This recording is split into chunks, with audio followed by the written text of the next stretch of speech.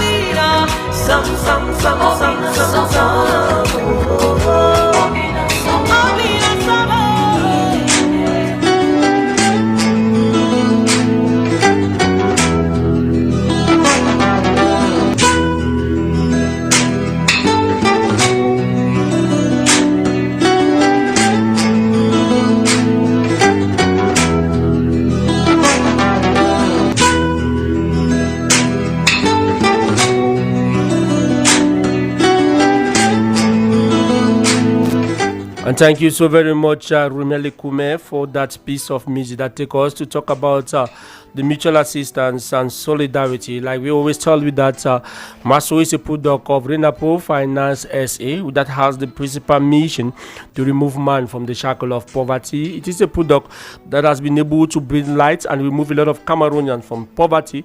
And we started in Act 1, moving up to Act 2. And today we are talking about Act 6 of the mutual assistance and solidarity, where with your 100 francs daily contribution to have 26,000 francs by the end of June the 29, 2026, you stand to benefit a lot from the mutual assistance and solidarity that is out to promote our African values of solidarity and assistance.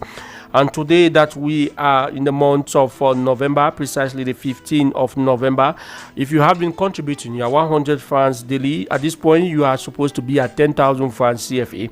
So you are just left with 16,000 francs CFA to complete on or before the 29th of June 2026, because as from the 30th of June 2026, you stand the opportunity to benefit from the mutual assistance and solidarity. Benefit your advantages that we have stemmed from primary to secondary.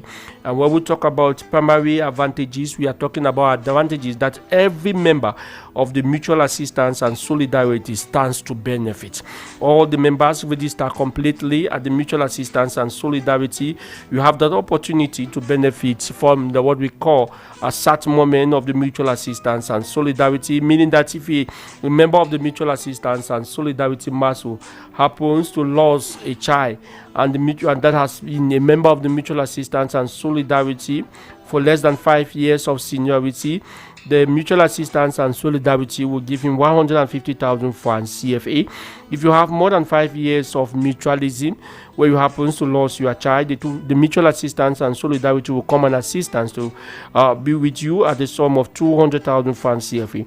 When it happens to be the loss of your spouse, be it your husband or your wife, then you have less than 5 years of mutualism, the mutual assistance and solidarity will give you 200,000 francs CFA. If you have more than 5 years of mutualism, the mutual assistance and solidarity will give you 400,000 francs CFA. But when it happens that you, a member of the mutual assistance and solidarity, you pass away, your family has to benefit. After a meeting of the family and the meeting book being presented, authentic by the competent authorities, you stand the possibility to benefit 850,000 francs CFA. If you have less than 5 years of mutualism, and if you have 5 to 6 years of mutualism, the sum of 2 million francs CFA will be given to your family. These 2 million francs to be able to organize your funeral and be able to keep something for prosperity, because you as a breadwinner of the family, maybe your debt will be unbearable for your family, and they will have time to adjust, because we all know the place the African man plays when it comes to debt, the relationship that Africans do have within the debt. And that is why in some cases it is very saddening to see that an African pass away, and in the neighborhoods plates and pans are being put for contribution, but meanwhile we know the dignities that we always place to these people. So the mutual assistance and solidarity is coming to that light to be able to put a smile of most of the mutualists.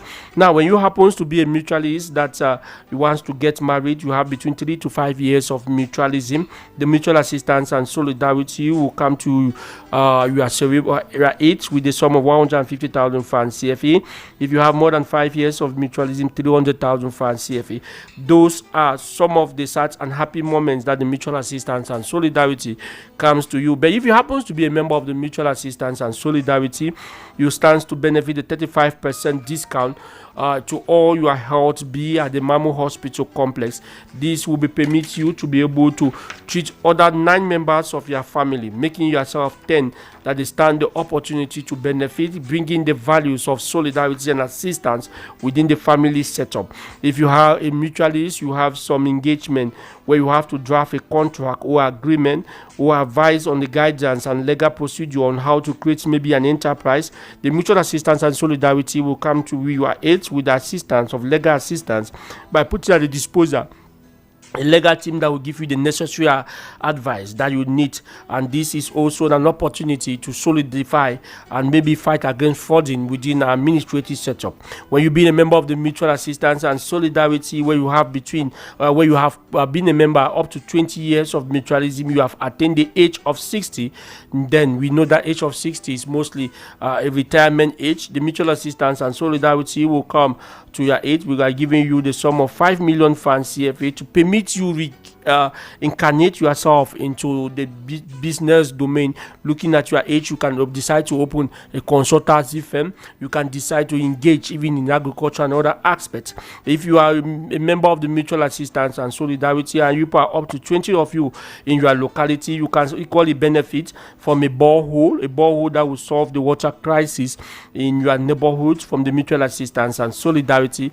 And from this borehole, you stand that opportunity to provide water to your community. Those are some of the primary advantages that every member of the mutual assistance and solidarity stands to benefit. As a secondary advantages of the mutual assistance and solidarity, this is now at the level of the raffle draw ceremony that will take place this Act 6 on the 4th of July 2026 at the Amadou Ahidjo Stadium.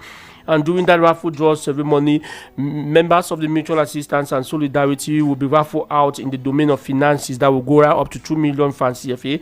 These finances is to permit you engage yourself into economic activities. We equally have for the acquisition and equipment of the house at the level of 0%.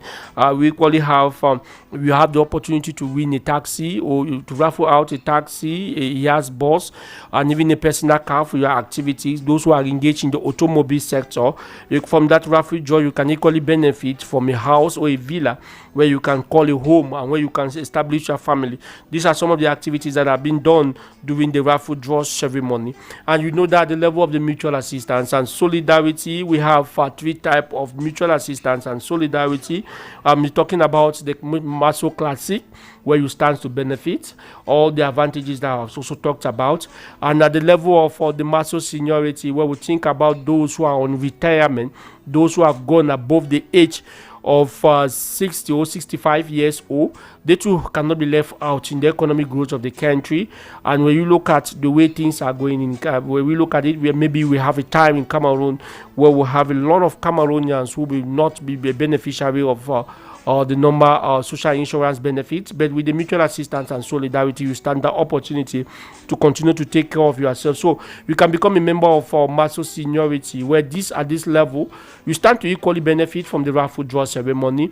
But at the level of the start moment, as a seniority member, you start to benefit 500,000 francs CFA, and you know that those at the seniority members level cannot equally get married. So these are some of the advantages. There is what we call the Maso Corporate at the level of Maso Corporate. This is due to Njangi Group's family meetings, developmental group, where you can have the possibility to construct from your family group boreholes in your village at the level of all those things. Maybe you have some certain advantages that member of your Njangi group equally benefit from. The Maso Corporate will be able to come to solve all this at the level of your group. So these are some of the different advantages of the mutual assistance and solidarity. And for you to become a member of the mutual assistance and solidarity, you don't just need to go to any Renapro Finance SA agency. We have 29 of those agencies across Cameroon, 14 of them in the capital city Yaoundé, where you stand the opportunity to register yourself into the mutual assistance and solidarity. The document that is needed: a photocopy of your ID card, or a passport size photograph, or even your driving license for those who are into the driving sector, can be able to register you, and then you carry out your contribution. For those who cannot move to any of these Renapro Finance SA agency, they can go to any of our registration and contribution centers or spots created in some neighborhoods across the city of Yaoundé. I take the case of the Komiseng neighborhood here in Yaoundé, where before you reach the Carrefour at the Montbelinga, just beside the chieftaincy, just around the petrol station, you found the shop of Kweku Mirel, whose number is 674-724422. There you can equally register yourself into the mutual assistance and solidarity. For those who live around the Carrefour Oyomabang, those who live around Carrefour Kobisong, those who live around the Kansonel Oyomabang, those who live around the chateau, that is the water, the using the low area, you can equally register yourself and do your contribution at any black shop. Any of those black shops that are found in this locality. The number is 698-940891. The person responsible for it is Mali Haman Javier.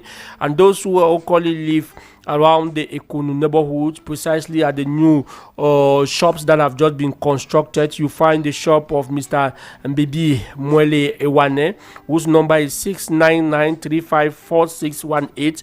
There too, you can register yourself into the mutual assistance and solidarity. Those who live around the Bang neighborhood, around the weighing station, there you have the registration and contribution point of Mr. Fofu Idris is just around the weighing station. There, then you can equally register yourself into the mutual assistance and solidarity. Why not meet us here at the Radio House, where FM is situated at Mimboman, opposite the firefighters fee. You just come there, you see the beautiful story building full with a lot of ties, the name written on it, Royal FM. You just come there, we can have a chat concerning the mutual assistance and solidarity. We'll give you all the necessary information that you need. We can equally register you into the mutual assistance and solidarity, because at Maso, we simply live our African realities. Welcome to Bisai University Institute. In the field of HND, first and second cycle, our field of studies includes banking and finance, accounting and management of enterprises, human resource management, microfinancing, corporate business rights, journalism. In the field of computer network and telecommunication engineering, we have software engineering, network and security. In the training of bachelor, master and doctoral level, we have business, banking and finance, accounting and management of enterprises, human resource management, microfinance, corporate business rights, journalism, held with work studies, internship consisting of 20% theory and 80% practical in a modern, calm, pleasant, comfortable and favorable environment, with an experienced and dedicated teaching staff, carefully selected, an administration that has placed the student at the center of all its priority, and the practice of bilingualism, which offer the possibility of studying in French in English. Back to School 2025-2026 academic year is slated for the 27th of October 2025. Best student in each field of study will be directly recruited into the group Renapro Finance SA. Bisai University Institute, our campus is located at Ekono, precisely Garage de Chevaux, near the Presidential Guard, here in Yaoundé. Contact us at 693-930231, 699-026366, 697-264284. Bisai University Institute, simply created for your well-being. Bienvenue à l'Institut universitaire Bisai. En cycle BTS, première et deuxième année, nos filières, gestion, spécialité, banque et finance, comptabilité et gestion des entreprises, gestion des ressources humaines, microfinance, droit des affaires de l'entreprise, journalisme. Génie informatique, réseau et télécommunications, spécialité, génie logiciel, réseau et sécurité. En cycle licence, master, doctorat, nos filières, gestion, télécommunications, informatique, communication, spécialité, banque et finance, comptabilité et gestion des entreprises, gestion des ressources humaines, microfinance, droit des affaires de l'entreprise, journalisme, santé, avec des stages en alternance sur 20% de théorie et 80% de pratique, dans un cadre de travail moderne, calme, agréable et studieux, avec un corps enseignant expérimenté et dévoué, sélectionné avec rigueur, une administration qui met l'étudiant au centre de toutes ses préoccupations et la pratique du bilinguisme qui offre la possibilité d'étudier en français ou en anglais. Rentrée académique le 27 octobre 2025 pour l'année 2025-2026. Les majors dans chaque filière seront directement recrutés dans les entreprises du groupe Renapro Finance SA. Institut universitaire Bisai. Notre campus est situé au lieu-dit Ekounou, garage de chevaux, à côté de la gare présidentielle à Yaoundé. Contactez-nous au 693 93 02 31 699 20 63 66 697 26 42 84. L'Institut universitaire Bisai, créé tout simplement pour votre savoir-être. At Maso, we simply live our African values.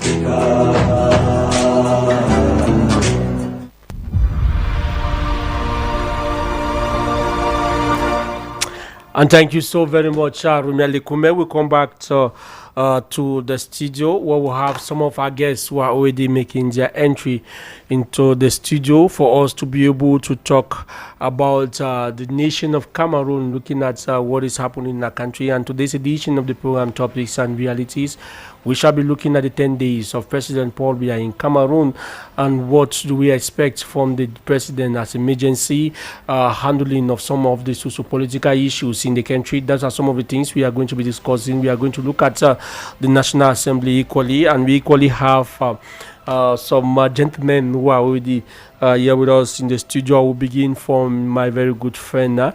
It has really been a while. I don't know whether it is the political atmosphere that really separated the two of us, because for a very long time we have not been able to communicate. But thank God he's here with us today. He's called David Daniel, who is Nathaniel. Thank you very much, David. Nathaniel, who is here with us this afternoon. Good afternoon to you, Nathaniel. Good afternoon, Mr. Abel. It has been a while, eh? Yeah. Should we say it is the political climate, or you just decided to observe things?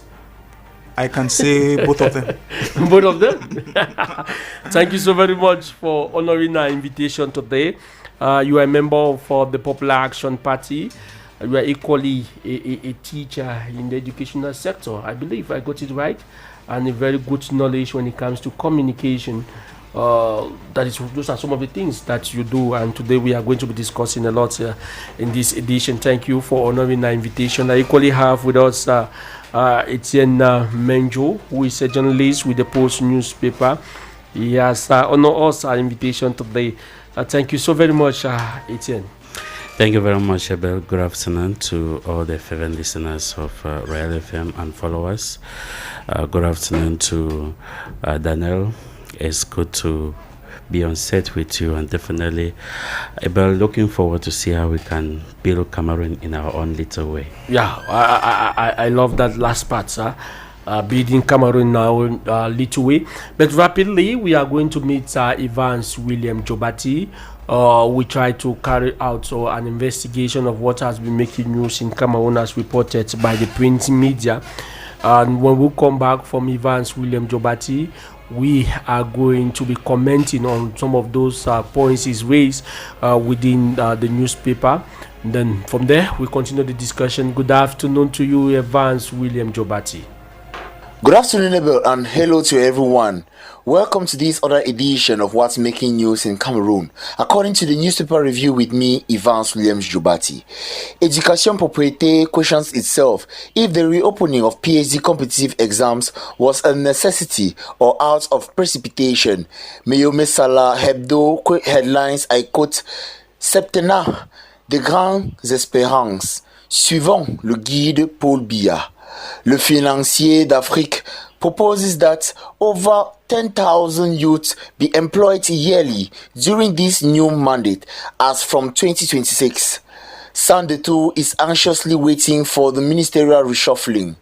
Le Citoyen pasted the images of Paul Biya, Issa Chiroma Bakari, Maurice Kamto, and Cabral Libi saying, Tension post-électorale, un gouvernement d'union nationale attendu. La Lune, on its part, speaks of a Paul Biya who has congratulated the Pope of Elections in Cameroon, Dr. Eric Essousset, for his good works. On a different angle, L'Aigle du Sahel pictures the mayor of Tokumbere, His Royal Majesty Bouka Tikire, who celebrates the newly re-elected president, Paul Biya. La Croix du Septentrion speaks of minors arrested during post-electoral protest.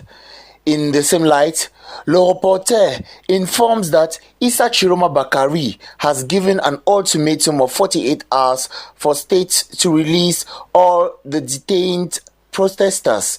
Getting to Info Matin, it is a classification of the 58 divisions of Cameroon, beginning with the highest number of votes. Le Jour makes an understanding of the CDU's response to Paul Biya's inaugural November 6th speech. Cameroon Tribune announces that calm has returned to the far north after post-electoral tensions. The Guardian posts front pages the images of some popular personalities and religious clergy who have been looking forward for Biya to create a peace, justice, and reconciliation committee. L'Info Show announces that many protesters have been set free from detention nationwide, including the vice president of the FCC, Emmanuel Tonga. Mutation pops up with the headline, Crise post-électorale, addition salée. Génération Libre portrays the various appeasement gestures from President Paul Biya. Sandetou features the security inspection meeting the Minat boss Paul Atanganji had in the far north, the Adamawa, and the littoral regions. Le Messager speaks of a yellow card shown to Biya's democracy. Le Grand Titre says 50 deaths, ghost towns, and deaths to rule. L'Œil du Sahel views Atanganji in a reconciliation mode, while Emergence News Journal headlines La face cachée des arrestations post-électorales. La Nouvelle Expression waves bye-bye to the World Cup in Canada, Mexico, and the United States of America. The Municipal Updates comment, it was a shameful outing, shameful performance. Midi Action, Le Soir, Le Drapeau, and others all are disheartened by this defeat to the Leopards of the Democratic Republic of Congo. L'Info Show titles Espoir brisé. And it is with that we end this other edition of the press review with me, Evans Williams Jobati. Wish you the best of the programs in the company of Eber de la Samari. Till next Saturday, I'm done and dusted. Royal FM. Hello, Moula. Rejoins le secteur Yamo MTN pour rester connecté au bon plan sur yamo.mtn.cm ou tape étoile 220 dièse.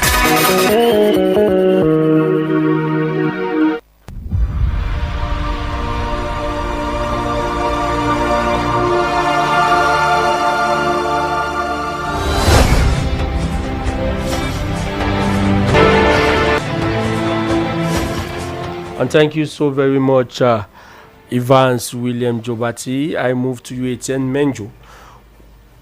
What caught your attention in the press that you think that we can really discuss? Let me begin from there before I post mine. But a lot of things happen. A lot of things caught my attention as far as the print media is concerned.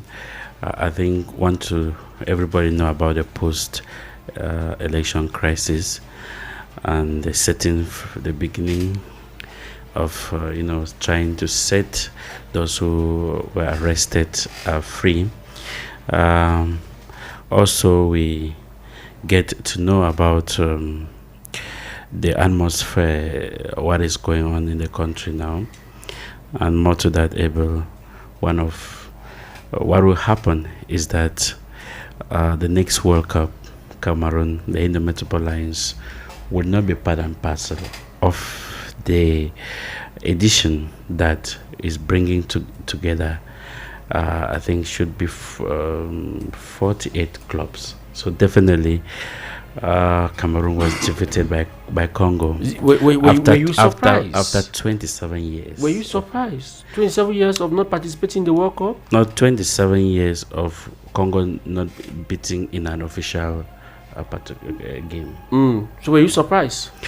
Well, I wasn't surprised. Were you surprised that Cameroon will not participate in the Raffle ceremony? Definitely, but I wasn't surprised.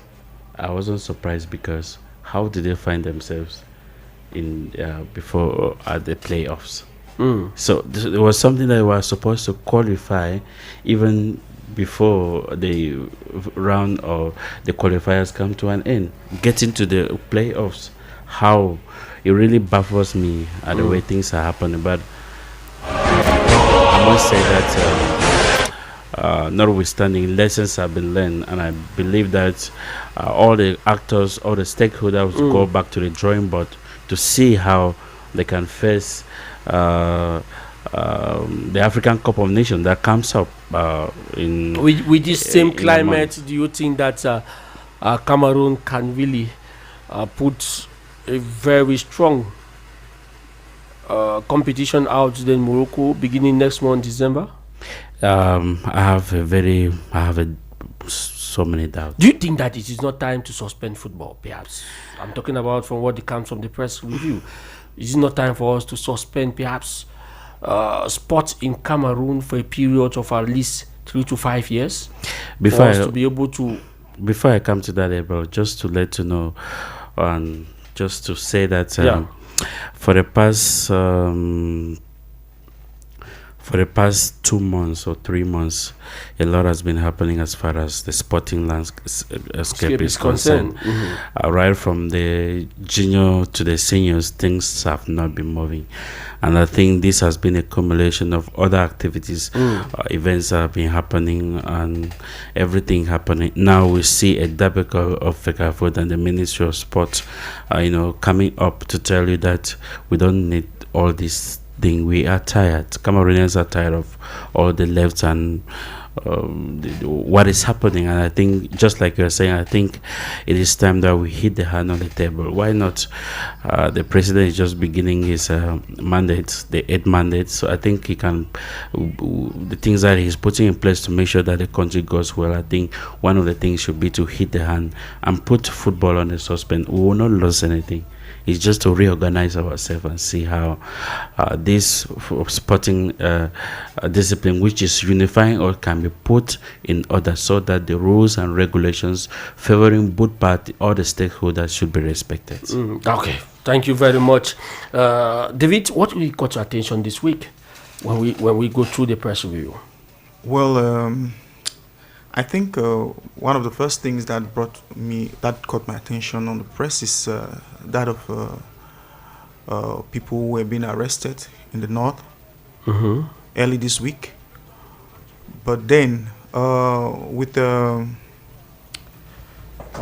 match that we lost also, I discovered that people were seriously sad, and to an extent I think that losing that match wasn't really a good thing not because I'm a football fan, but it's because over the years we've discovered that sports have always been something that have been keeping Cameroonians together.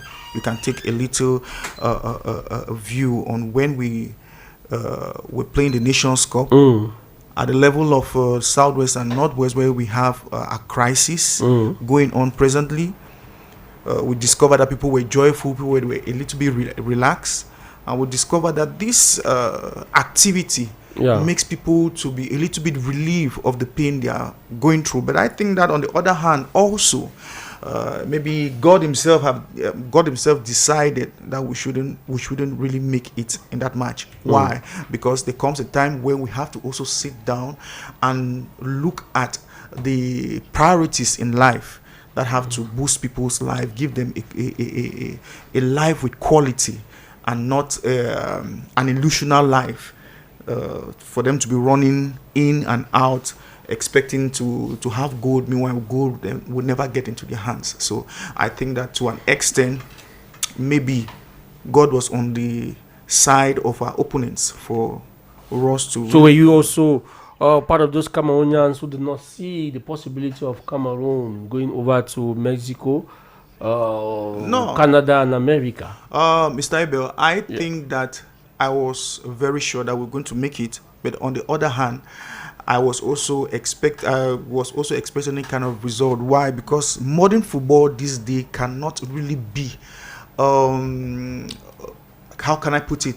In modern football these days, I for one, I expect anything to happen. Yeah. Though I'm not a football fan, but I expect anything to happen because nobody has a full mastery on the play on the field. Yes. Now, my own question I really want to that really caught my attention is from the press review.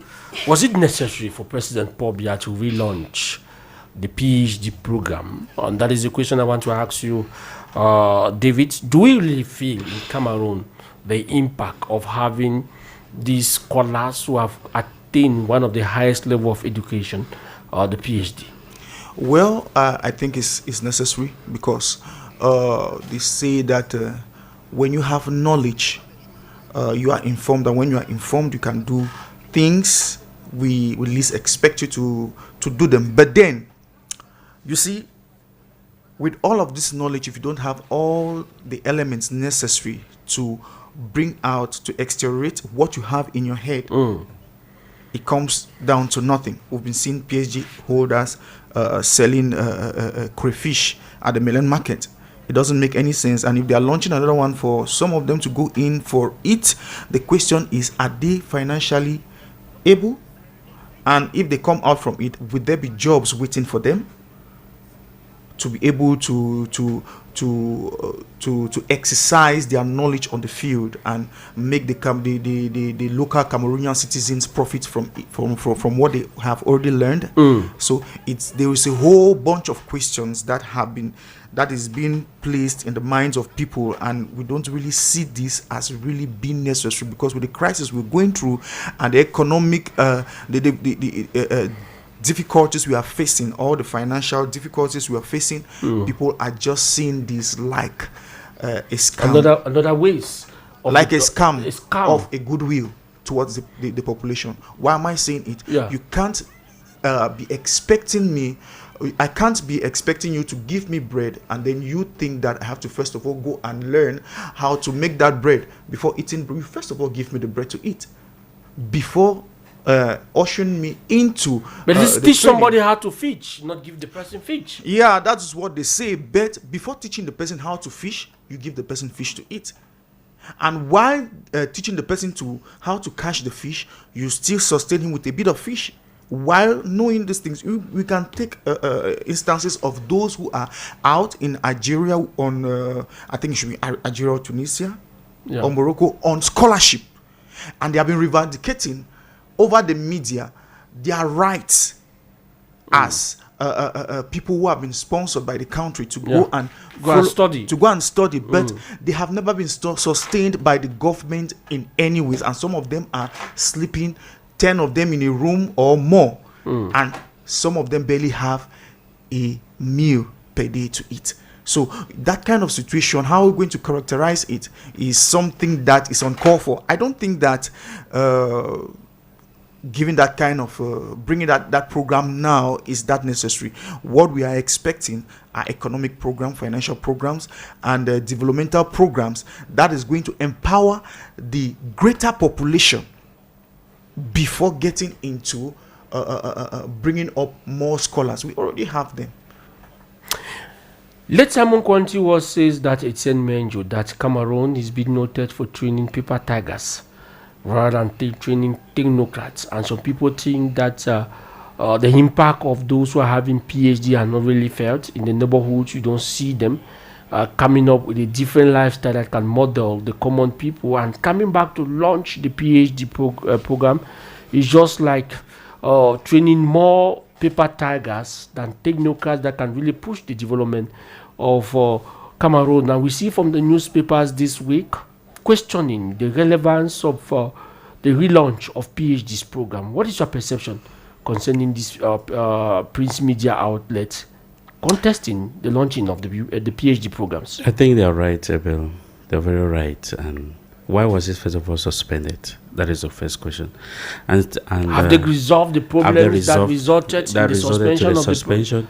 Now that the president came and said, okay, he is bringing it back, what is the new model that he is trying to implement, or that these people who this particular PhD holder should do? Abel, for the time being, I think just like you are quoting Simon, I want to believe that if you look critically, you will discover that we still have a problem in our educational system because we base more on certificates, and that is why every Tom, Dick, and Jig will do everything possible to do what, to have a certificate. I want to tell you that if you go down to Furawa, you go down to one of the enclaves or one of the places in the Far North region and ask the impact of this PhD, of these doctor holders in the life of the common man, and that nobody will tell you. But every day we see people, and a PhD has become so common in such a way that we just feel like anybody wakes up one morning to have a PhD. Some are even questioning when we were even growing that up. Some people who never attended schools are just going to see the different school administration. They just buy them. But what model should we put to our PhD so that those who come out there should really reflect the word PhD itself? Ever before I come to that, I was very surprised at one moment I saw PhD holders going on strike. Is it surprising? Very surprising. A PhD holder is the problem solver of the community. He is not supposed even to wait for the state to employ. You have acquired the knowledge, reach that summit. Why not be a problem solver in the society?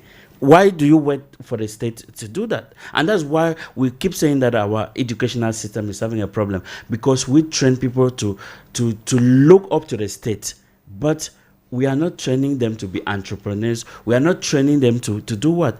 To employ themselves, or to be the master of the unemployed and create employment in the society. Yes, true. We see how these things work. Sometimes at the corridors, people are being called up. Like I heard somebody said it. I don't want to quote the name. He said he was sitting and got a call from a very big person, Abel, who's saying that try by all possible means for my son to have or to defend and have a doctorate degree. So the question is, even sometimes when you go to those defense and you get to listen to what those people, the person that want to be, what he is saying, you tend to ask yourself, what type of doctorate degree are we really producing in the country? So definitely, I think in order to make sure that our doctorate, our PhD guys come out with a lot, I think we need to really instill that aspect of being a problem solver in the community. You come out to create your own jobs. You don't come out to depend on the state. But that is what we still witness. Please, Does Mr. Abel, yes. I just wanted to say that on that point that Yeah. he just tried to stress on, saying we have to be problem solvers in a country with such a level of education and not solution seekers. But I just wanted to say it is. And nowadays, it's a little bit rare. Okay. And in the nearest future, it's going to be more difficult to have solution givers who are scholars in this country. Why?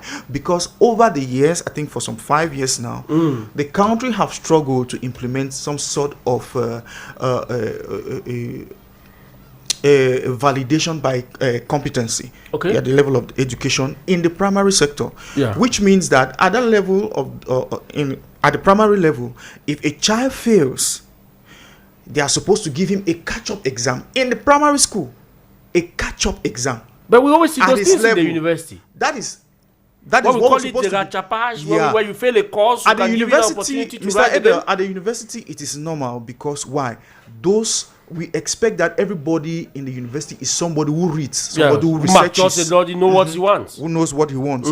But then, if they start bringing it at the level of the primary school, a child is not a researcher. But you people in the sector, have you put question to know why These have been questioned. They are coming with Mr. this, Abel, a primary school child. When are they going to do the Mr. catch-up? Abel. Is it going to be during the term holiday, or what period at the Mr. Abel, program? Yeah. this question have been placed over and over, and no answer have been given. And we just think that maybe the French people were just trying to francophonize the Anglophone system, but we discovered that even in the French sector, it was the same system that was being imposed.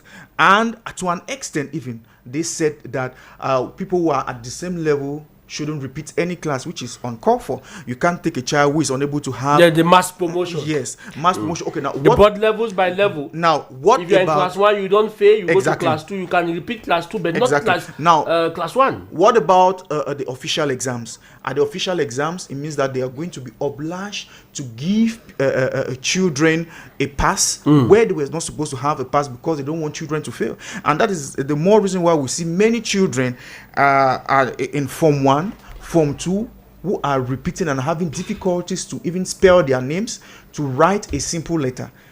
Even those at the level of the advanced level have difficulties in writing a simple letter of application for a little minor job.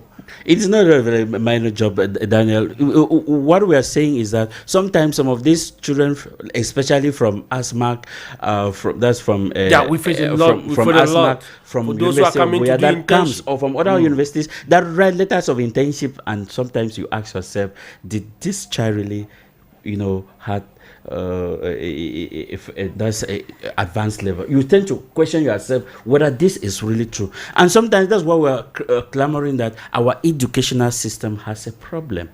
Our educational has a problem. Exactly. Abel, you bet. Does this affect that up to the PhD level? Abel, you bet with me that the Anglo-Saxon style of education is different from the Francophone style of education. That is a very straight.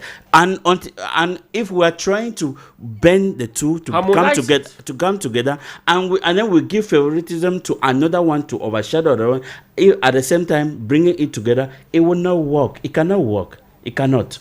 That is why sometimes I ask myself, for example, even children coming from ASMAC, they say, most of them complain that sometimes when they write a story and you look at them and you ask them very pertinent questions, they tell you that this is what I've been told to do.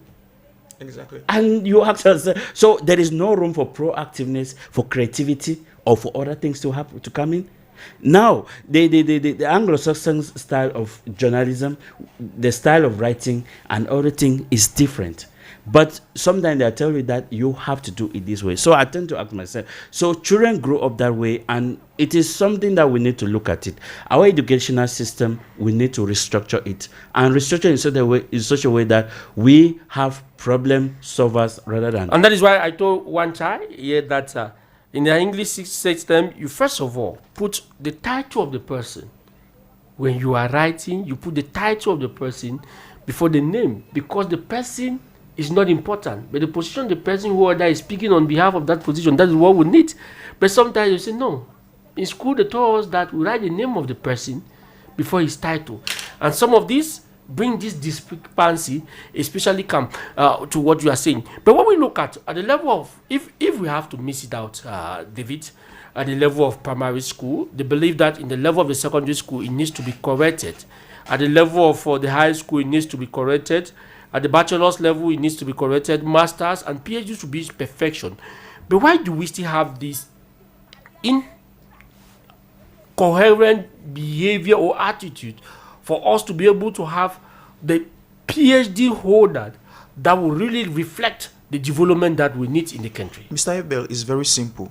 When the grassroots is already polluted, anything that comes out from it will be polluted.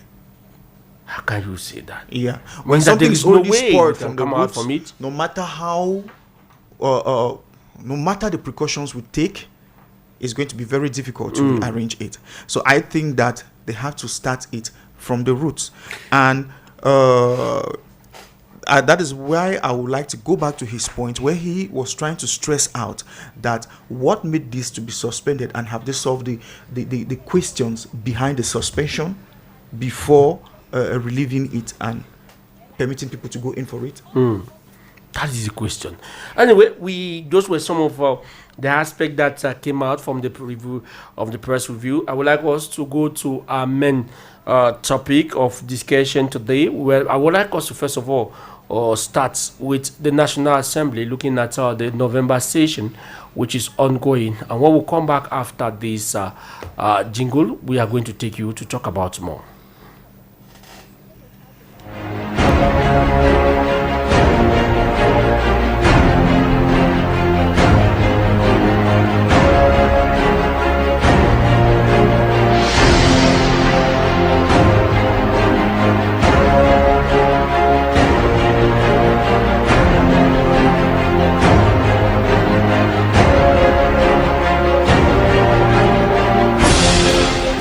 Yes, thank you very much. If you are joining us, you are on to topics and realities. And I want to move to you, Etienne Menjo. The November section of the National Assembly has started. This week, we saw the Minister of Economic Planning and Regional Development, as well as the Minister of Finance, trying to come up with what we call the plan of action, or an evaluation of the 2025 economic period in Cameroon. On your own part, if you are asked to evaluate the economic situation in Cameroon for the year 2025, what will be your first statement that you are going to make? Very bad, Abel. I think Cameroonians are really feeling the pinch because things have not been moving, and everybody knows that things have not been moving.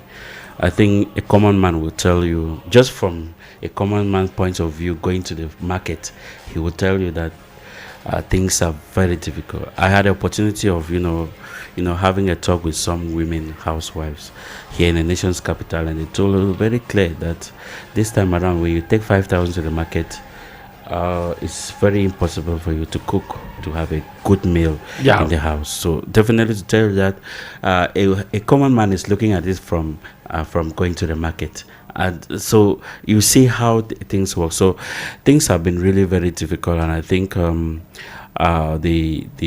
new government coming in place should be able to make sure that things go down to the smoothly, so that the new government is already there. Yeah, and they're already working for the 2026 presidential election. Propose it to them. So definitely, Eber, like we say, like we really mentioned about the bills, the National Assembly. I think if you look critically, the settlement bill of 2024 was already programmed, was already tabled, where we have to see look at what happened in 2024, how the money was spent. But at least a common man is still to know exactly how this money has been spent every year, even in 2025, as is going to end, what has been spent, what is the impact that has brought it to the life of a common man.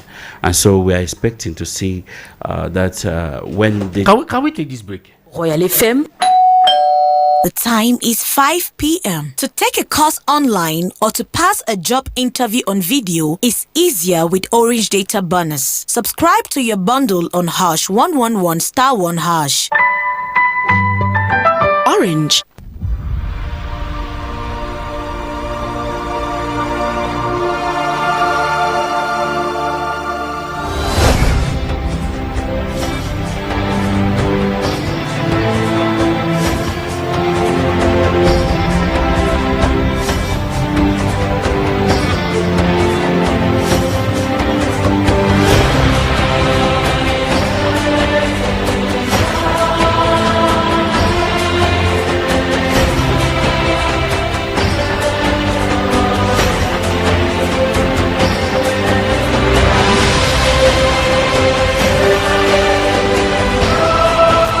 Yes, Etienne, you were saying something. Yes, like I was saying that at least the 2026 budget should be a budget that's very realistic and should go in place to solve the problems of the common man. It's true that it's always get towards that or the past budget, but I think it should be very concrete this time around, so that a common man right in my village in Maram Kikaikom should be able to feel the impact of what is happening in Parliament.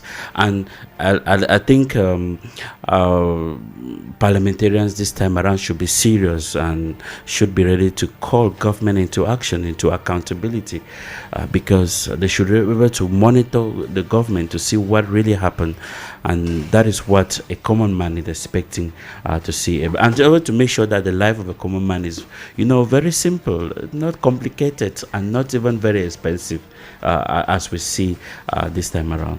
Yes, I would like to propose that we listen to Minister Malamu Osman May, as well as Minister Louis Paul Mutazi. David, when we come back from what they are saying, we are going to draw some illustration to also look at the economic situation of Cameroon for the year 2025. Yes, Rumi Alikume. Allow me first of all to say how honored I am today again to present and defend the draft bill ratifying the ordinance of the head of state dated July this year, and with respect to investment incentives. After almost 12 years of implementation of the law 2013, we are happy to see that 424 investment agreements were approved, 7,504 billions were committed financially, and 168,000 jobs are created. This is certainly a satisfactory outcome, but we want to do much more, and this is the reason why the head of state decided to modernize our investment framework in terms of incentives delivery. We have major innovations. The first one is the one single benchmark document. All those who are interested in investment will see that their concerns are dealt with in this sole document.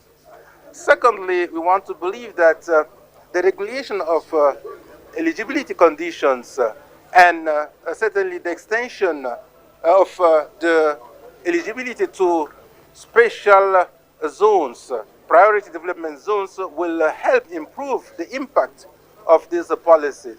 The third and very important innovation, the fourth and very important innovation is about access of state-owned companies in very competitive sectors. We do believe also that the change of paradigm with respect to the taxation, moving from tax reduction to tax credit, is going to help our country. Furthermore, in terms of governance, we'll have one-stop shop. We will also have an audit committee and appeals organ. All this will help us be more efficient to support only those investments that are going to promote economic transformation, import substitution policies, and I want to believe also that this new instrument, in line with President Paul Biya's mission and his plan for our country during this new mandate, will be able to support companies that are going to create wealth, add value, jobs, particularly for youth and women. It was the settlement bill for 2024. I would like to say clearly that, when we come to the parliament gives us authorization for a budget. But we have to come back after we have executed that budget so as to let the parliament know what we have done with what has been given to the government. This is why we came very often here after the execution of the budget. For 2024, you all know all the crises we had and the consequences of those crises. When I say crisis, the COVID-19, the war in Ukraine, and so on. This is why we had some problems. We had another problem. That means that for oil, our resources, what we gain from oil is declining. But what we have noticed is that when you see in the overall, you will see that for our revenues coming from taxation, from customs, we have gained what was expected. This is the first thing. But what I would like to emphasize on one point, you know, we work with the audit bench of the Supreme Court, and the audit bench of the Supreme Court had an advice to make, a statement. And generally, they used to say that when we see all what is written in our figures, there's something that is still lacking. There's something that is still lacking. You know, we are in a reform for what we do is that all we have as lands, as houses, as properties, and so on, have to be taken into consideration in our accounts. And since you don't have, until you put it to your accounts, the audit bench will have a reserve in their opinion. But generally people think that this reserve means that there are some mispractices in what we are doing. No, this is not true. And the reserve that they are doing, that they have given for 2024, I will tell you that it will be the same reserve in 2025, 2026, 2027, and so on. Because this work, it will take a lot of time. Because we have worked with MINCAF, with MINCAF, just for Yaoundé, Douala, the South region, the East region. And we have to continue, we have to pursue in this work. And since we have not done it, we are not finished with this work, there will always be a reserve done by given by the audit bench of the Supreme Court. For the ordinance is just to correct some figures, because when you have a financial law and during the year you have some new elements that come, we have to put it and we have to come back to the parliament to let them know that we have corrected the budget, and we have had some new elements. One of them, as far as the expenses are concerned, is that the American administration has taken some decision so as to cut all the subsidies given to us, all the financing given to us for HIV, all the other diseases. And since we have to take it in our own with our own resources, it's new expenses for us, because it was not expected in when we came here in the parliament to present the financial bill. And this is the consequence. The consequence is that you have to correct, and we have some new resources. Fortunately for us, we have some new resources, and this is the reason why at the end of the day we had a new financial law that was more than what we had before, and this is why we came here for the ratification of this ordinance. Etienne, it boils down to what you were saying. And we discovered that the minister is trying, the two ministers are trying to put the situation of Cameroon. And when you look at Cameroon's development situation in 2025, which was marked by modest economic growth, increased focus on sustainable resource management, and persistent structural changes that hinder inclusive progress. And we got the minister there still talking about the aspect of import regulating situation. Can we say Cameroon is moving towards a better horizon if given the time by the people to the government to be able to realize some of these projects? Well,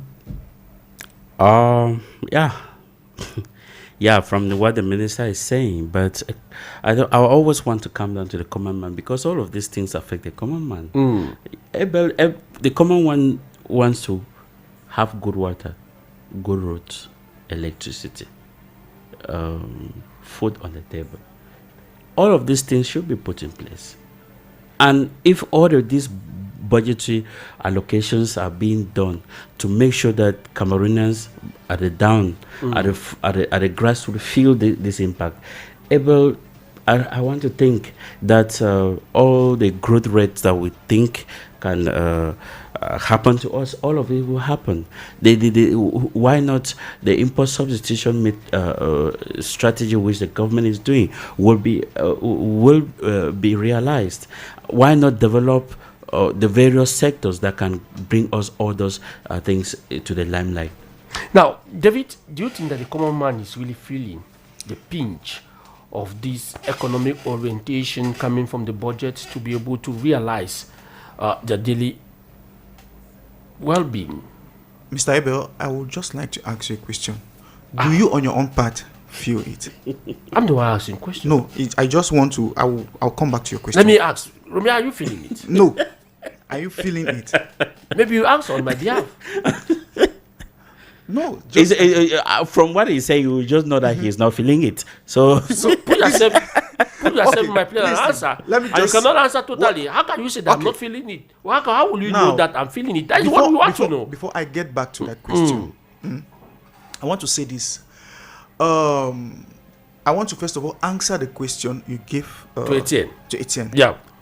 Telling him that because you asked him if we are moving to a brighter future with all the analysis that they have given. Yes. He said yes. On my own part, I will still ask you, do you really think it is true? If you don't have any answer, I will say no. Okay. Now, let me come back. Let me explain. In January, the budget was voted. It was 7.3 billion. Something that was voted 7,000. Yes, 7,300 and something. Yes, that was voted. Now, by the middle of the year, 6 months later, 5% of this budget was still asked to be given again. And it climbed up to 7,007 something billion. Yes. That was given out. You understand? Now, till date, we don't really have a true account of how this money has been spent. Comprehensive. Maybe in the quest for electoral votes, they spent it behind the doors. One cannot really tell because till today we don't really have an account of how this money has been spent, though they said that this money have been programmed to boost up sectors that are going to make the country to be rich financially. But then I would like to bring this to you, Mr. Abel. Analysis have shown that ever since 2018, our budget that have been voted has always been climbing ever since 2018, and the parliament has made it a skill in their own gymnastics that they will never give any fixed budget. At any time they can come up with a budget for this thing and that thing, which is maybe true in one way, you understand. But I believe that professionals, people who are concerned and who are really determined in doing something, they will always like to bring out things in their right precision and say that this is what we need, and not coming back later on to say, oh, this thing that we asked is not really that sufficient for what we had programmed, so we think that another budget have to be given for this and this and this and this stuff. But is it not from the fact that when you look at the budget, sometimes the budget orientation, we find more amount being given to running costs rather than investment budget? If we have the ministries that, for example, I take the Ministry of Livestock, Fishery and Animal Mr. Abel, please let me cut you short. I will let you continue where you stopped. They said they precise something that one of the things that they have to do is to boost up, is to bring out development and boost up sectors that is going to permit the economy to run and for money to get into the economy. And over the years, and he made a statement that this thing is going to be repeated over for some years before anything comes on board. Yeah. And I'm saying that is scamming. How can you say that? Let me tell you. Because since 2018 that these budgets have been increasing, we are only seeing the degradation of Cameroon's economy and nothing increasing. The roads are getting bad.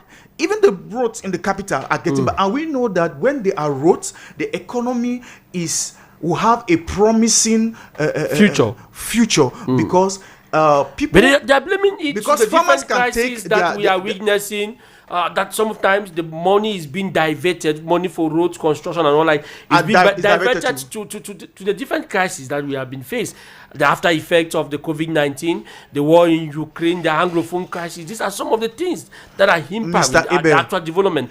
Don't you think that if we try to harness some of these crises, try to reduce the amount of crises, especially internal crises, is going to help the government to be able to carry out some of these developments? Mr. Abel, yeah. If over the years you've not been able to lay down the basis for you to have what you are or looking up to, then you shouldn't be blaming people for not giving you subventions. You shouldn't be blaming people for not giving you support from international bodies.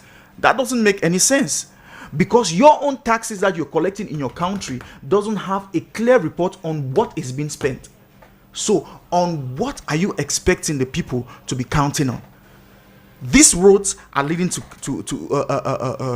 marketplaces where traders or farmers have to market their products, but the roads are seriously bad.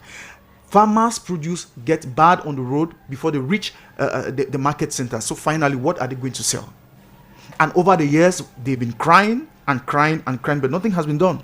Now, if we want to talk about even the crisis, okay, let's just forget about the other stuffs, international crisis that we'll be having. Let's just look at our Anglophone crisis.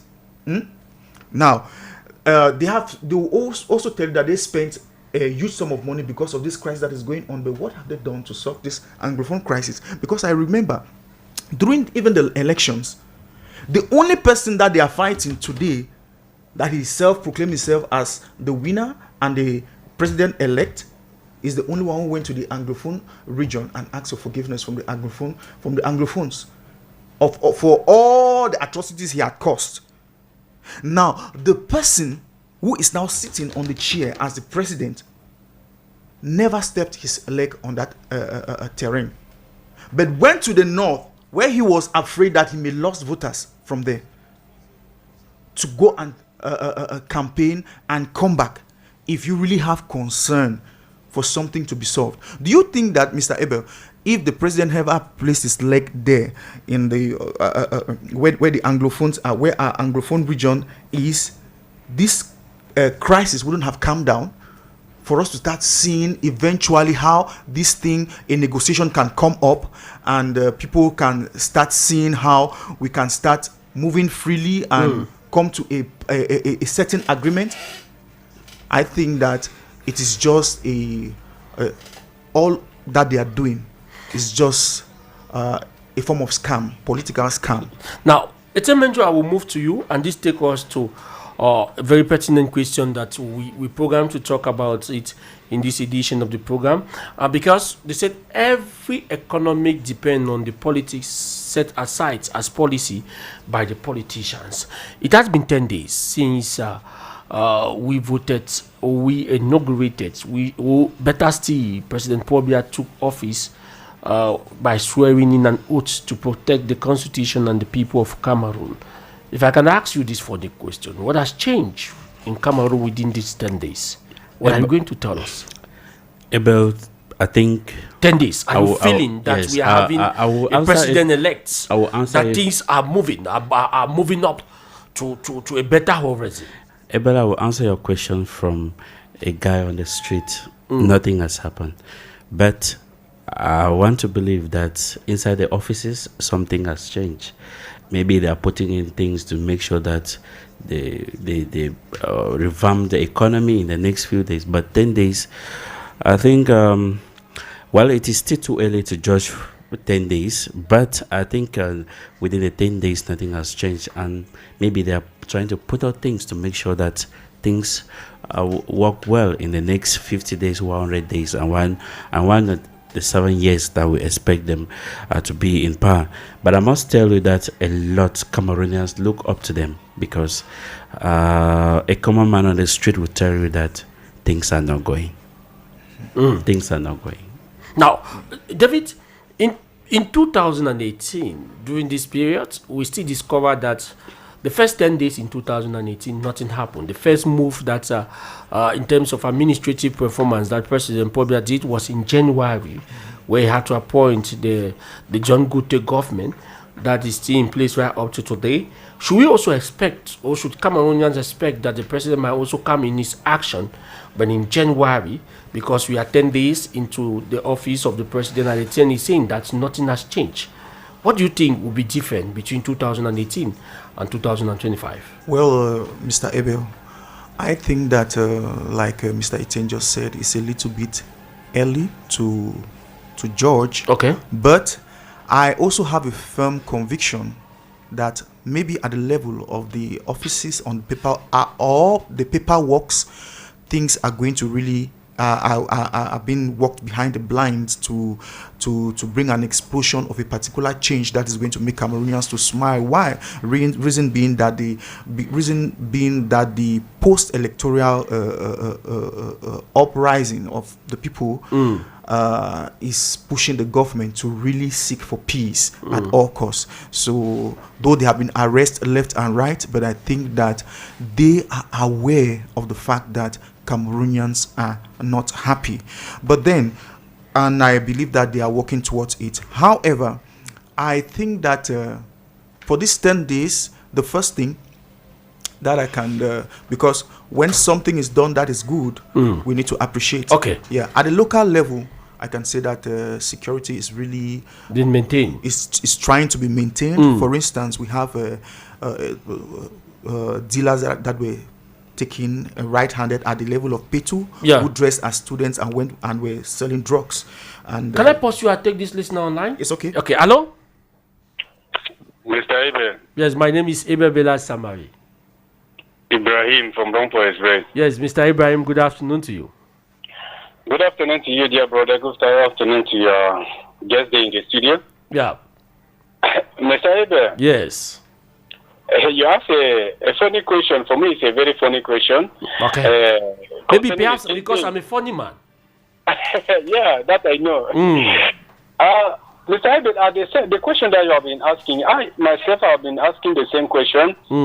How come this number 10 days today, our dear president took power again, and they gave him a pen? I've been really asking myself, for the past 10 days, what has he been doing with that particular pen? You see, he has been able to maintain the security. He has been able to release some of those protests, especially those who were minor. It's a good thing. That is good for the beginning. Mr. Abel, you know, when you are a leader, when you are taking decision, you take a global decision.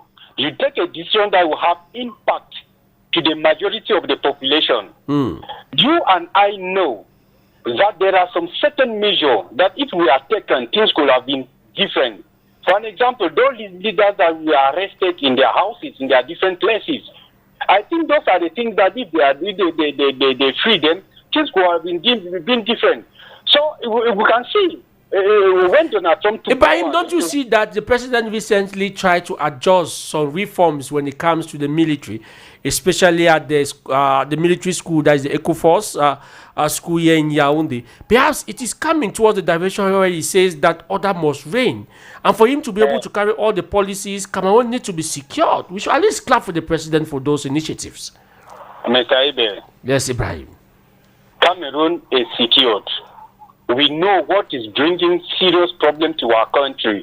We should instead attack the cause, the consequences. And what is that the cause? It cannot be reinforcing the security when the security comes from a place. You understand? We all know why people were on the street. Why don't we do the needful so that they should not send people to the street, and then we should come again and say that we should maintain the peace. We should simply look to the root of the issue. We should simply check what send people to the street. We should not be saying that it's very true that it's too bad that people died. It's too bad that they break into people's stores and all the like, all what we know. But the question here is this: what happened before those people profited and go to the street? So for me, that pen in his hand, I don't know. I'm not feeling the impact of it. The light is still completely there. I hear some certain people saying that they buy gas for 15,000 francs. It depends the place where you are. Some people say that they buy it for 10,000 francs. It's true that I myself have not yet gone to buy the gas, but my mind is getting things very soon. So we want the decision that we have impact to the So, last what do you Cameroonian. expect the president to do as a immediate solution to some of these things that you are saying? There are two major things that if I was in his place, I could have done, Mr. Abel. No, you advise him because you cannot be in his place for now. The Constitutional Council says that he's the president-elect. So what advice can you give him to be able to carry up so that we realize his impact in the next few days? Mr. Abel. Yes, Ibrahim. You can see I've reduced my tongue now. Yes. Mr. Abel. If you were beside me, I could have given you a bottle of Ultimate Light to be able to calm down yourself. Don't worry, it is well. Okay. One day I'll drink it. Mr. Abel, the first thing is that Cameroonians are suffering. Okay. We should the life in Cameroon is completely expensive. He should do something about it. Okay. Secondly, he should try to see what push people to the road. Is those things and then they talking about the security measure. He should release those people that they carry them to prison when they did not march. I'm not saying that they should free those people that we saw them stealing from people places. I'm not saying that they should release those people. They should release the people that march without breaking into people's stores. They should release those leaders that did not call for how would I call it? Did not call for I don't know. There are some certain words that they use in French like that did not call for those type of things to put down the government and all the like. They to release the people that did not do anything. If I say that the people that march for nothing, the people that march, they should release them. Don't see that they should release them. I think from there we have to start something. We'll feel the decision here in the ground. But now we are not feeling the decision here in the ground simply because he released some certain people. Our minister Atanganji went to North there and released some teenagers there. That is some of the things that he was representing the president, meaning that in these 10 days the president have actually done something through his ministers. Mr. Ibrahim. I just said life is difficult in Cameroon. He should do something about it. Okay. Secondly, he should release those people that did not commit any crime, any physical crime. Thank you. Thank you very much, Ibrahim. My very good friend from Rompoy Express. The number is 640-6138-42-6711-573821. You can send us an SMS or a voice note on our number 67559528. Let me take this one from Viban Jones. He says that Abel, there is nothing that we do expect so much from the 10 days of President Paul Biya. I know for sure that the president is waiting for the new budget to be able to put in place before carrying out a cabinet reshuffle, because the ministers that are there are vampires. If a budget is being voted at this point in time, they will swallow the money before the next minister comes to take office. Another one is coming from Litinwe. He says that Abel, what the president could have done for this past 10 days is to change the cabinet and change the ministers. Okay, thank you very much. Do you think that is what we need within these Thursdays? Viva John is saying that if you change the government now, those ministers who are there are going to squander the money. So the president is waiting for a new budget to be put in place before changing because the old minister can sweep the money. Somebody is saying that no, the new minister should come in, maybe vote their budget and give us a plan of action. What should we expect from the president within the days ahead? As reforms, we are talking about reforms. I think from 2011 up to 2025, I think President Paul Biya has always made it a tradition that after elections, things definitely change. Yeah. Even though I think with the era of young Philemon. Yeah, sometimes we have 2 to 3 cabinet shake up. Yes, but in the Guterres government, it's just a single cabinet shake. Yeah, so I think, but experience or things are moving towards that direction. That in January there might be a cabinet reshufflement, and that's why newspapers are very keen on it, and that's why Cameroonians are very looking towards that direction. But I think. As a president, if I were to advise him, I would say he can change the methods, bring out surprises towards, making Cameroon a better place to be. What is definitely true is that every Cameroonians are hungry. And how do you solve this? How do you solve this? How do you make Cameroonians not to be hungry? You know, that is the biggest problem. But there's the policies that have been put in place. The policies are the not import good enough. substitution, for example, that is giving opportunity for Cameroonians today to enter themselves into the fishery industries by raising fish. They should go closer to their ministry, especially the Ministry of Agriculture. And all. There's a lot of projects. The import substitution method, we should say. Let me take, for example, rice. How many people do eat the ndop rice? We plant rice in the dry season. How many people do? Maybe it's us for Cameroonians not to be hungry by going into some of these aspects. Instead, you see, when you get to the market, you discover that rice that is being bought by many Cameroonians are rice coming out from outside. How do we solve that? We need to make sure that the substitution, the import substitution policy is real and very strategic to the life of a common man. It should allow Cameroonians to consume what they have, what they want, and most importantly, to bring up to create a source for Cameroonians to enjoy. We have industries that we know that yesterday we are existing, but today they are no more existing. We know that so many things were happening back there, but they are not up to date now. Why? Nobody is giving an explanation, and that's why I keep saying that for the next.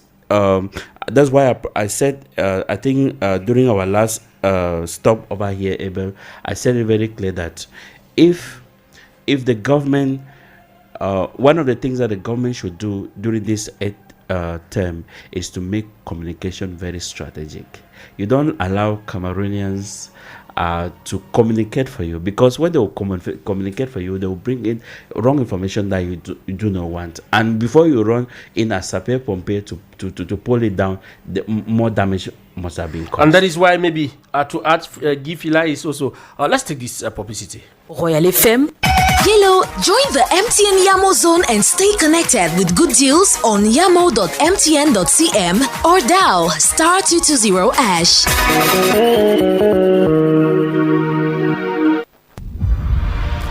And thank you so very much. Etienne Menjo, maybe you are not far from Guy Fila, who says that but the only thing the president could have done in these 10 days to reassure Cameroonians for the next 7 years in his mandate is to put on strong institutions rather than strong individuals. Perhaps that is what he is looking for. And David, before we had the callers, maybe in the intervention of Etienne, you were trying to talk about this, and so far Guy Fila says, I really appreciate what Etienne and David are saying in the program. I wish I could have been there live, but I have some little aspect. When we be strong institutions, we are going to have strong individuals. Do you think that is what the president should focus on as reform, by putting the institutions that will be able to come out very strong more than individuals? Because in the case here, he cited the aspect of corruption, or like what Jones talked. If you put a new ministers now, maybe the old ones will liquidate the money as fast as possible, and that the president is waiting for them immediately after the budgetary section, then put into law. That is where we can have new people to be able to accompany the president in his 7 years mandate. Well, Mr. Ibe, what they are saying is somehow true. It is somehow true, but I think that even if they do that, if they don't break the system in place, okay, it is still going to lead to the same thing. Like the minister said here, we're going to have delays of projects not being resolved, because let's take, for instance, we have the Douala airport. Of recent, like I was just trying to talk about some certain things that have been done these 10 days. We have the parliament have signed contracts with Qatar concerning the aviation aspect of Cameroon, and trying to work in collaboration with them. And presently, we are having as a project to enlarge the Douala airport, which is over a 36,000 meters square. But the problem that is being placed here is that the same company that have been giving us a lot of delays in some certain projects in the country is the company that to which this project has been proposed. And at the same time, this project is not a project that can be carried out by only one company. Critics say that at least you should be having 2 or 3 companies to carry out this project as fast as possible. Which brings me to the level of talking about strong institutions. If the president can at least, for these days, try to see how they can bring out institutions that will watch over the true execution of these projects, it will be very good. And in addition to that, ensure that the layman that is being employed there to gain 1 or 2 things be truly paid, it will be very good. Because one of the things we're experiencing in the country is that most of these companies come to build, to create roads, to build infrastructures in Cameroon, but in the long run we discover our brothers, citizens in the country, complaining about a 6 months or 3 months they have been running through without having any pay, and it is not correct. And this is what also leads to a lot of criminality in the country and drug abuse, because when somebody lives in that kind of state, he's obliged to take a path that doesn't seem right to the normal person, and it is not good. So I think that from now henceforth, the government himself should try to build up those institutions and ensure that those who are at the head of those institutions really carry out their job as they have to, for people to not only execute these projects, but for the citizens to enjoy the execution of those projects. It's before I come to you, I have this SMS. It says, Abel, good afternoon to your panels, and especially those who are calling and following the program. But I would love you to keep my identity and take what I'm saying. What I thought that your program should hammer on mostly is to change the mentality of Cameroonians. We have a mentality as of now that no matter who you put as minister or head of any project, Cameroonians will not feel the impact, because what is in the face in their mind is for them to be able to steal the little fund that is being allocated. Everybody wants to get rich at every means, forgetting the patriotic spirit, and this sometimes make the president find it very difficult to work with close collaborators, because you don't know who you can confide certain projects. Abel, do you know that during the last campaign, there were some militants who decided to keep gadgets at their houses for their own personal reasons, not giving out to Cameroonians as instructed? Do you know that we still have people who will carry chunks of money to go and bribe an individual because they believe that he or she is going to maintain them? How then do you think that we are going to appoint people within the 10 days for them to be able to manage this country, when we have a very stingy mentality to be able to swing the state from all its resources and incorporate ourselves with resources that after our death we cannot even maintain? Let us educate Cameroonians on their patriotic spirit. People should be able to fear God when they are being entrusted with funds coming from the state.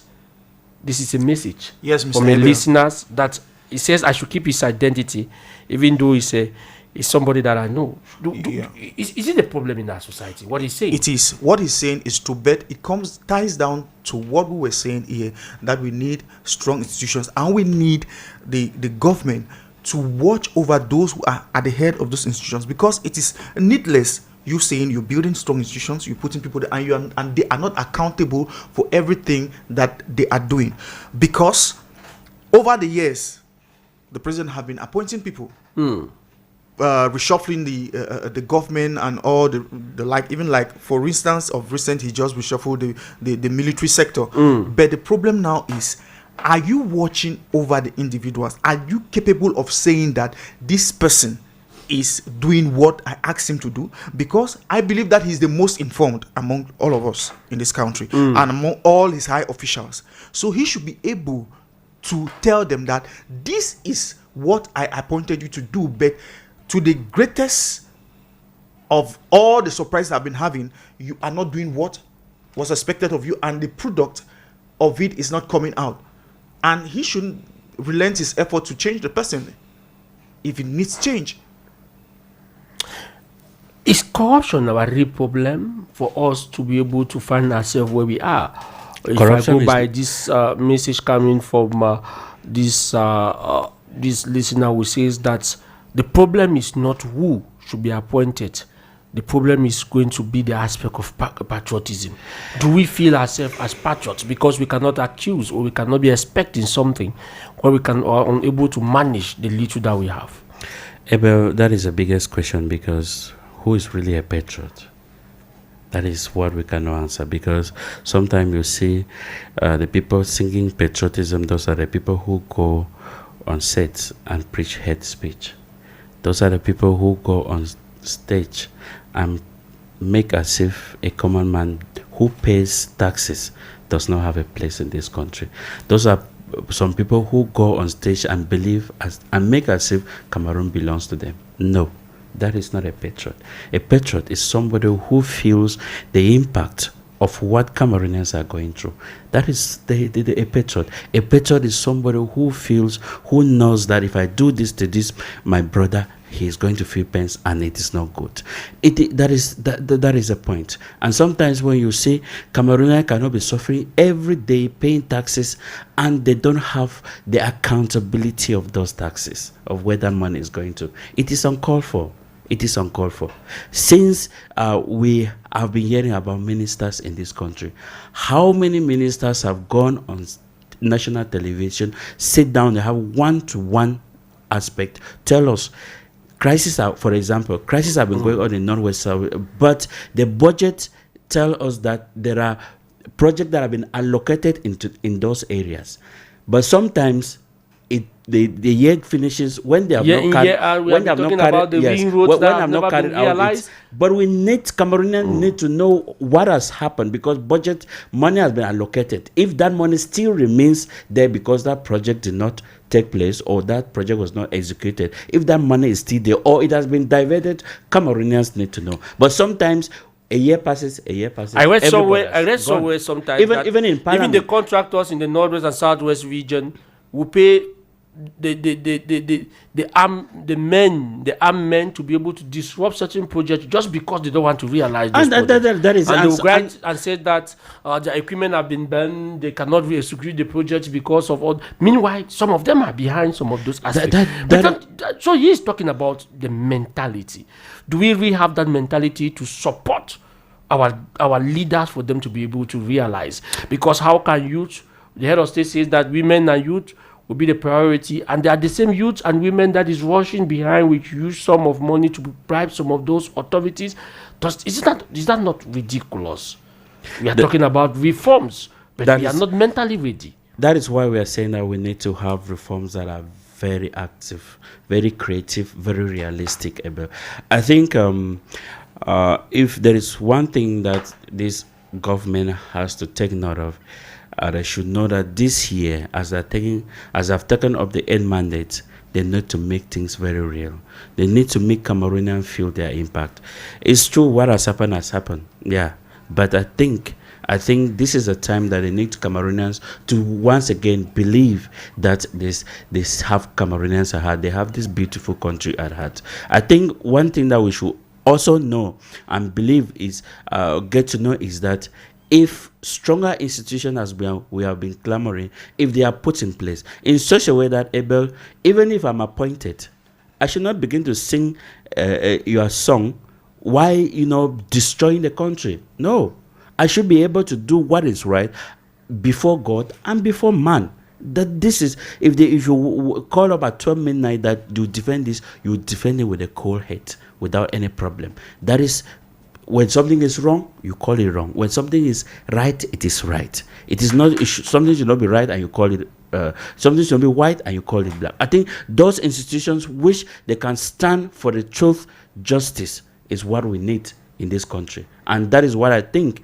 the present government should put in place to make sure that before their mandate runs to an end, Cameroonians should feel their impact, know that, yes, this is what they have been doing, and what they are putting project as a plan should be able to work well, and for us to enjoy the beautiful country that we have, Abel. David, don't you think that if we go by this, therefore we are not going to have the real reforms promised by the head of state? if we can go for the fact that we already have people who mentality is that of siphoning the government, who then should be our leader, or who then should we really appoint as those to work as cross collaborators? Mr. Abel, if for 10 days there is still that confusion, because who is to be trusted is a problem. Mr. Abel, I don't think that there is any confusion in it. And to be very frank, I would like to let you know, like I earlier said, that our president is well informed than all of us, because he has every information coming to him, and they at the top, that he's aware informed of those who are capable of doing the job, and those who are very patriotic. They are outside there. We can see them, be they on the media or not, we can see them. And I believe that the government can still develop skills through which he can have them. If at all he doesn't trust his close collaborators. How does the UN try to recruit people who are going to be loyal to their job? How does UNICEF try to recruit people who are going to be loyal to their job? They have means that they do it, and I believe that the government can also adopt it. Mr. Abel, the government knows, they see. But if they cannot, it's just because the documents they are having on their table have been stuffed with those who have already bribed and corrupted, and so they themselves are tied by those chains to not recruit them. So consequently, they will just try to see how they can make things look like moving ahead while the things are still remaining stagnant. So I think that if, like I said, I still believe that because of the pressure, the post-electoral pressure we are experiencing, maybe the presidency can decide this time around to say, I'll break those chains. Let us take people who are going to do the job, whether they are our close collaborators. Is it very possible? It is very, very possible for everybody who is patriotic, or for everybody who wants to, who is seeking for redemption, or trying to make people to understand that I was doing something good, but people are not understanding. But here is the full stop about it.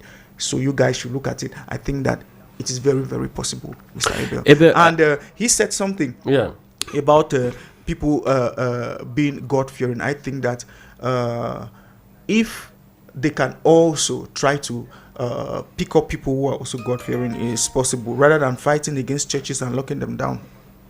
Yes, it's it. Abel, I also want to believe that I think we should be very pragmatic, proactive in what we do, because sometimes it is very important to let Cameroonians know that this is what is happening. Abel, for the past years, if you ask a Cameroonian that what has happened to the Douala Yaoundé autoroute, they will not tell you. Up to this moment, Abel, if they ask you about the Olympic Stadium, nobody will tell you. If they ask you about other projects that are going, nobody will tell you. But I want to tell you that immediately what starts going around on social media, that is when governments comes up with a communique to tell them that this, which is not supposed to be. I think timely communication is very important. Okay. And that is what, like I said, who should be able to do that? To do that during this mandate. Who should be able to do that timely communication? Is it the Minister of Communication, the Minister of Territorial Administration? Or how should this communication that you emphasize on should be done? I think government should do it, and it should be coherent. It should be, strategic. It should be to be out to inform a citizen and to tell a citizen that this is what is happening. I think with that, it will be able to solve some of the things that we see going around on social media, on television sets, and everywhere, because anybody just feel that he can defend the state even when he's saying something wrong. Yes, we are almost moving out of this program, David. If we are supposed to look at the 10 days to be very dormant, to be very inactive, how should we expect the next days in Cameroon or political landscapes? I think that there will be a lot of surprises. We also have regional elections that are coming up. Yeah. I think that there will be a lot of surprises. But then we just need to keep our fingers crossed, expecting that if the government is crying for peace, the government should be able to give a certain level of justice to people, and at the same time and at the same time yield to their cry for some certain things to come in place by themselves. So, Abel, I think the coming days will be very busy. Busy in what sense? Very busy. We have, just like Daniel is saying, we have regional elections by the end of this month, and we equally have parliamentary and municipal elections that is coming up in 2026. You see the municipal, which is going to be very fierce. Okay. Very, very fierce from what I'm seeing. Okay. And I think that a lot of things, that means it will be very a busy moment. While expecting that the present government that has taken up leadership will be able to bring out some changes too, that will spearhead what is happening. And I believe that if Cameroonians, that I know that Cameroonians are waiting. Anxiously waiting to see what the government will do. So definitely, I want to tell you that anxiety, and there is a lot of anticipation, a lot of anxiety, and a busy days ahead of us. Thank you very much, gentlemen, for coming to share your expertise with the listeners of Royal 88.4 FM. We look forward to see you as frequent to this program. And joining me in the studio is Jean-Marie Andaba. Good evening to you, Jean-Marie. Good evening, Belbela Samari. Good evening